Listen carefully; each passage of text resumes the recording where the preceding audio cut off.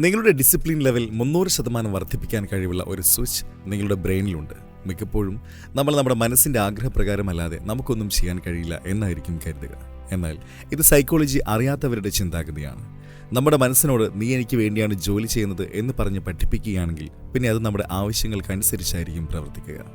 നിങ്ങളുടെ ബ്രെയിനറിൽ നിന്നും ഏറ്റവും ഉയർന്ന തരത്തിലുള്ള പെർഫോമൻസ് ലഭിക്കുന്നതിനായി നിങ്ങൾ ഇനി പറയുന്ന 5 സ്റ്റെപ്സ് ഫോളോ ചെയ്യേണ്ടതാണ്. Number 1, push your self in to difficult situations. Discipline, motivation തുടങ്ങിയവ തമ്മിൽ ബന്ധപ്പെട്ടാണ് കിടക്കുന്നത്. നമ്മൾ എപ്പോഴൊക്കെ ആവശ്യത്തിൽ കൂടുതൽ സമയം റിലാക്സ്ഡ് ആയിരിക്കുന്നുവോ നമ്മുടെ മനസ്സിൽ അതേ അളവിൽ ഓവർ തിങ്കിങ് ഉണ്ടാകാനുള്ള സാധ്യതയുണ്ട്. ഇത് കാരണം പിന്നെ നമുക്ക് ഡീമോട്ടിവേഷനും ഉണ്ടാകും. ജീവിതത്തിൽ ഒരാളെ മുന്നിലേക്ക് കൊണ്ടുവരാൻ സഹായിക്കുന്ന മികച്ച ഒന്നാണ് വായന. വായിക്കുന്നതിലൂടെ അറിവ് നേടാമെന്നാണല്ലോ. പക്ഷേ ഇന്ന് വായിക്കാൻ സമയം തീരെ ഇല്ലാത്തത് കാരണം മലയാളത്തിലെയും മറ്റ് ഭാഷകളിലെയും മികച്ച പുസ്തകങ്ങളെപ്പറ്റി ഒന്നും തന്നെ അറിയാതെ പോകുന്ന ധാരാളം ആളുകളുണ്ട്. അവർക്ക് വേണ്ടി പ്രത്യേകം തയ്യാറാക്കിയിട്ടുള്ളതാണ് കുക്കു FM. സ്കോട്ട് ജി ഹാൽഫോർഡിൻ്റെ ആക്ടിവേറ്റ് യുവർ ബ്രെയിൻ എന്ന പുസ്തകം നമ്മുടെ തലച്ചോറിനെ മെച്ചപ്പെടുത്താനും ജീവിത വിജയം നേടാനും സഹായിക്കുന്ന പ്രായോഗിക തന്ത്രങ്ങൾ നൽകുന്നു. 50,000-ൽ പരം ലിസണേഴ്സ് ഉള്ള ഈ പുസ്തകം നിങ്ങൾക്കും കുക്കു FMലൂടെ എക്സ്ക്ലൂസീവായി കേൾക്കാവുന്നതാണ്. നിങ്ങളുടെ ജീവിതത്തിലും മികച്ച ശീലങ്ങൾ കൊണ്ടുവരുന്നതിനും അതിലൂടെ ജീവിതത്തിൽ വിജയങ്ങൾ കൊയ്യുന്നതിനും ഈ പുസ്തകം നിങ്ങളെ തീർച്ചയായും സഹായിക്കും.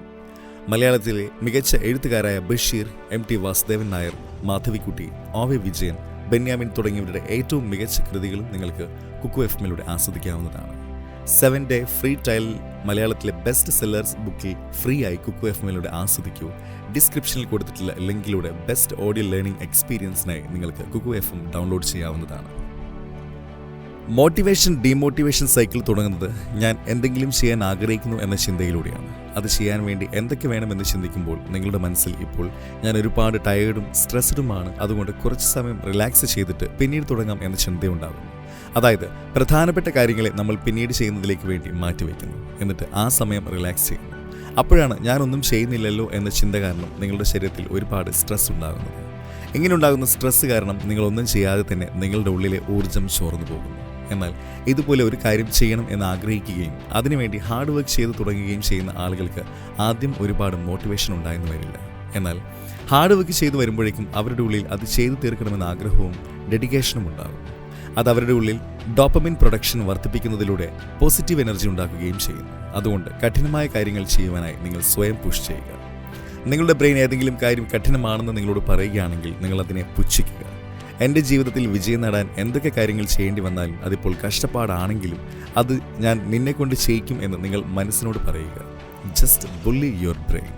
Step number 2, make your brain crave hard work. ആദ്യത്തെ പോയിന്റിൽ പറഞ്ഞൊരു കാര്യമാണ് സ്വന്തം ഇഷ്ടപ്രകാരം കഷ്ടപ്പെടുക എന്നത്. ഹിറ്റ്ലറിന്റെ കാലത്ത് ആളുകളെ പേടിപ്പിച്ച് പണിയെടുപ്പിക്കുകയുണ്ടായിരുന്നു. സ്വന്തം കുടുംബത്തെ കൊന്നുകളയും എന്ന പേടികൊണ്ട് ജോലി ചെയ്തിട്ട് കൂടി ഇവരുടെ എഫിഷ്യൻസി സ്വന്തം ഇഷ്ടപ്രകാരം ജോലി ചെയ്യുന്നവരുടെ എഫിഷ്യൻസിയേക്കാളും കുറവായിരുന്നു. ഇവയാണ് സെൽഫ് ഡിറ്റർമിനേഷൻ തിയറി പ്രസക്തമാകുന്നത്. അതായത് ഏതൊരു ജോലിയും നമ്മൾ സ്വയം ചെയ്യണമെന്ന് ആഗ്രഹിക്കുമ്പോൾ മാത്രമാണ് നല്ല രീതിയിൽ ചെയ്തു തീർക്കുന്നത്. നിങ്ങൾ സ്വയം അത് ചെയ്യണമെന്ന് ആഗ്രഹിക്കുന്നില്ല എങ്കിൽ എത്ര തന്നെ നല്ല അവസരങ്ങൾ ലഭിച്ചാലും നിങ്ങൾക്ക് അവയൊക്കെ നല്ല രീതിയിൽ ഉപയോഗിക്കാൻ സാധിച്ചു എന്ന് വരില്ല. അതിന് നിങ്ങൾ ആദ്യം ചെയ്യേണ്ടത് നിങ്ങളുടെ ജീവിതത്തിൽ സംഭവിക്കുന്ന എല്ലാ കാര്യങ്ങളുടെയും ഉത്തരവാദിത്വവും സ്വയം ഏറ്റെടുക്കുക എന്നതാണ്. സെൽഫ് കൺട്രോളിലൂടെ ഹാർഡ് വർക്ക് ചെയ്യുക.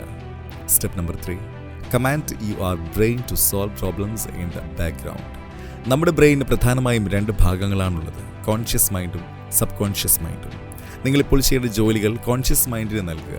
എന്നാൽ നിങ്ങൾക്ക് ഉടനെ നേടാൻ സാധിക്കാത്തതും നീണ്ടകാല ജീവിതത്തിൽ നിങ്ങൾ നേടാൻ ആഗ്രഹിക്കുന്നതുമായ കാര്യങ്ങൾക്ക് വേണ്ടിയുള്ള പ്രവർത്തനങ്ങൾ സബ് കോൺഷ്യസ് മൈൻഡിനെ ഏൽപ്പിക്കുക. ഇതിലൂടെ ഉദ്ദേശിക്കുന്നത് എന്തെന്നാൽ നമ്മൾ നമ്മുടെ ലക്ഷ്യങ്ങളെക്കുറിച്ച് എപ്പോഴും ചിന്തിക്കുകയും പ്രവർത്തിക്കുകയും ചെയ്യണം എന്നാണ്. നമുക്ക് ജീവിതത്തിൽ പല കാര്യങ്ങളും ചെയ്യേണ്ടതായിട്ടുണ്ടാകും. അതുകൊണ്ട് തന്നെ എല്ലായ്പ്പോഴും ആക്റ്റീവായി ഒരേ കാര്യത്തിന് വേണ്ടി പ്രവർത്തിക്കുവാൻ സാധിച്ചു എന്ന് വരില്ല. എന്നാൽ പാസീവായി ഒരു കാര്യത്തിന് വേണ്ടി ദീർഘകാലം നമുക്ക് പ്രവർത്തിക്കുവാൻ സാധിക്കും. വലിയ എഫേർട്ട് കൊടുക്കാതെ തന്നെ നമ്മുടെ ജീവിതത്തിലെ വലിയ സ്വപ്നങ്ങളെ നേടുവാൻ സഹായിക്കുന്ന ഒന്നാണ് നമ്മുടെ sub conscious mind. Step number 4, hype up your own will power. 2014 doctor Ali cramp വളരെ ഫേമസ് ആയ ഒരു പഠനം നടത്തുകയുണ്ടായി. ഒരുപാട് അഡൽട്സിനെ 2 ഗ്രൂപ്പാക്കി തിരിക്കുകയുണ്ടായി. അതിൽ ഒരു ഗ്രൂപ്പിന് വിൽ പവർ, സെൽഫ് കൺട്രോൾ തുടങ്ങിയവ ലിമിറ്റഡ് റിസോഴ്സ് ആണെന്ന് പറയുന്ന ഒരു വീഡിയോ കാണിച്ചു കൊടുത്തു. അതായത് നിങ്ങൾ എത്രത്തോളം സ്വയം നിയന്ത്രിക്കുന്നുവോ ഒരു പോയിന്റ് കഴിഞ്ഞാൽ നിങ്ങൾ പെട്ടെന്ന് തന്നെ നിങ്ങളുടെ ശ്രമം ഉപേക്ഷിച്ച് കളയും എന്നാണ് അവരോട് പറഞ്ഞത്. അതുപോലെ അടുത്ത ഗ്രൂപ്പിന് വിൽ പവർ, സെൽഫ് കൺട്രോൾ തുടങ്ങിയവ അൺലിമിറ്റഡ് റിസോഴ്സ് ആണെന്ന് പറഞ്ഞ് മനസ്സിലാക്കുന്ന തരം വീഡിയോയാണ് കാണിച്ചു കൊടുത്തത്. അതായത് നിങ്ങൾ എത്രത്തോളം സ്വയം നിയന്ത്രിക്കുന്നുവോ അടുത്ത തവണ നിങ്ങൾക്ക് സ്വയം നിയന്ത്രിക്കുക എന്നത് വളരെയധികം എളുപ്പമാകും. ഇതിനുശേഷം ഈ 2 ഗ്രൂപ്പുകളിലെ ആളുകളുടെയും സെൽഫ് കൺട്രോൾ, ഡിസിപ്ലിൻ തുടങ്ങിയവയെ പലതരം പരീക്ഷകളും ടെംപ്റ്റേഷൻസും നൽകി അസസ് ചെയ്യുകയുണ്ടായി. അതിലൂടെ സെൽഫ് കൺട്രോൾ നല്ല രീതിയിൽ ഉപയോഗിച്ചിരുന്ന ആളുകൾക്ക് ടെംപ്റ്റേഷൻ റെസിസ്റ്റ് ചെയ്യുന്നത് കൂടുതൽ എളുപ്പമായിരുന്നു എന്ന് മനസ്സിലാക്കാൻ സാധിച്ചു. അതായത് നിങ്ങൾ നിങ്ങളുടെ വിൽ പവർ ഉപയോഗിച്ചാണ് മുന്നോട്ട് പോകുന്നതെങ്കിൽ ഈ ലോകത്തിലെ ഒരു ശക്തിക്കും നിങ്ങളെ തടയാൻ സാധിക്കില്ല. Step number 5, use the 5 second rule. നമ്മൾ പലപ്പോഴും കേട്ടിട്ടുള്ള കാര്യമാണ് ദേഷ്യം വരുമ്പോൾ 1 മുതൽ 10 വരെ എണ്ണി നോക്കുക എന്നൊക്കെയുള്ളത്. ഇതിൻ്റെ അടിസ്ഥാനം എന്തെന്നാൽ സാധാരണയായി ലോജിക്കൽ ഡിസിഷൻസ് എടുക്കുന്നതിന് നമ്മളെ സഹായിക്കുന്ന ബ്രെയിനിൻ്റെ ഭാഗമാണ് പ്രീഫ്രോണ്ടൽ കോർട്ടെക്സ്. എന്നാൽ നമ്മൾ ഇമോഷണലി ചിന്തിക്കുമ്പോൾ ബ്രെയിനിൻ്റെ മറ്റൊരു ഭാഗമായ അമിഡഗ്ലയാണ് റെസ്പോണ്ട് ചെയ്യുന്നത്. നമ്മൾ ഇമോഷണലി ഇൻവോൾവ് ആയിരിക്കുന്ന സമയത്ത് ബ്രെയിനിൽ അരിത്തമാറ്റിക് പ്രോസസ്സ് കൊണ്ടുവരുന്നത് നമ്മുടെ ബ്രെയിനിൻ്റെ പ്രവർത്തനം ലോജിക് സെൻറ്ററായ പ്രീഫ്രോണ്ടൽ കോർട്ടെക്സിലേക്ക് എത്തിക്കുന്നു. ശരിയായ തീരുമാനങ്ങൾ എടുക്കുന്ന സമയത്ത് നമുക്ക് റേഷനിലാണ് വേണ്ടത്, ഇമോഷൻസ് അല്ല. അതുകൊണ്ട് തന്നെ ഏത് കാര്യമാണ് നമുക്ക് ദീർഘകാലത്തേക്ക് നമ്മുടെ ലക്ഷ്യങ്ങൾ നേടാൻ നമ്മളെ സഹായിക്കുക എന്നൊക്കെ തിരിച്ചറിയുന്നതിന് വേണ്ടി ബ്രെയിനിൻ്റെ ലോജിക്കൽ സെൻറ്റർ ഉപയോഗിച്ച് ചിന്തിക്കുക എന്നത് അനിവാര്യമാണ്. അതിന് നിങ്ങളെ സഹായിക്കുന്നതാണ് 5 സെക്കൻഡ് റൂൾ. അതുപയോഗിച്ച് നിങ്ങൾക്ക് ഈ പ്രശ്നം നേരിടാവുന്നതാണ്. 1 മുതൽ 5 വരെയുള്ള സംഖ്യകളെ പുറകിൽ നിന്നും മുന്നിലേക്ക് കൗണ്ട് ചെയ്യുന്നതാണ് ഈ 5 സെക്കൻഡ് റൂൾ. ഇത് നമ്മുടെ ഹാബിച്വൽ തിങ്കിങ് പ്രോസസ്സിനെ മാറ്റുകയും നമ്മളെ വ്യത്യസ്തമായി ചിന്തിക്കാൻ പ്രേരിപ്പിക്കുകയും ചെയ്യുന്നു. നിങ്ങളുടെ ബ്രെയിനിനെ ഡിസിപ്ലിൻഡ് ആക്കുന്നതിന് ഈ കാര്യങ്ങൾ നിങ്ങൾ തീർച്ചയായും സഹായിക്കുന്നതാണ്.